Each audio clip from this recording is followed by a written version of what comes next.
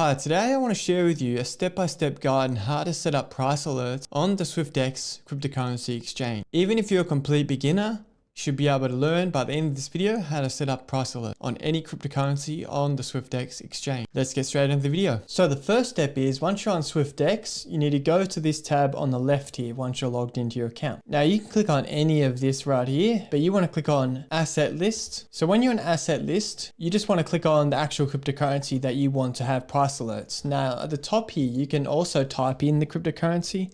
So let's say ApeCoin, and then you click on ApeCoin. So once you click on it, it will automatically bring up a tab like this, which is like a trading tab here. Now, the way that you can set up price alerts is simply going to this little bell icon at the top right here. If you can see that little bell icon, you can click on that. You can also favorite the cryptocurrency that you want right here as well. So if you want to keep this at the top, when you go to the asset list, that's what you want to click. But you see this bell, you can click on that. Now, this is where you can set up price alerts to trigger at certain amounts. So click on create alert. Now you can see that you can set a price based on percentages. So that's totally up to you. If you want to set it up on percentages, you can feel free to do that. You can also just set an alert price at the value of it. So right now, ApeCoin is $2.98. Let's say you think that's going to go down to $2.50. You can just type in $2.50 right here. So you can set an alert that'll go off when it hits $2.50. And all you do is click on add. And now as you can see, it's telling you if it goes down to $2.50, it will alert you. Now you can also do this the other way. Let's say it goes to $3.20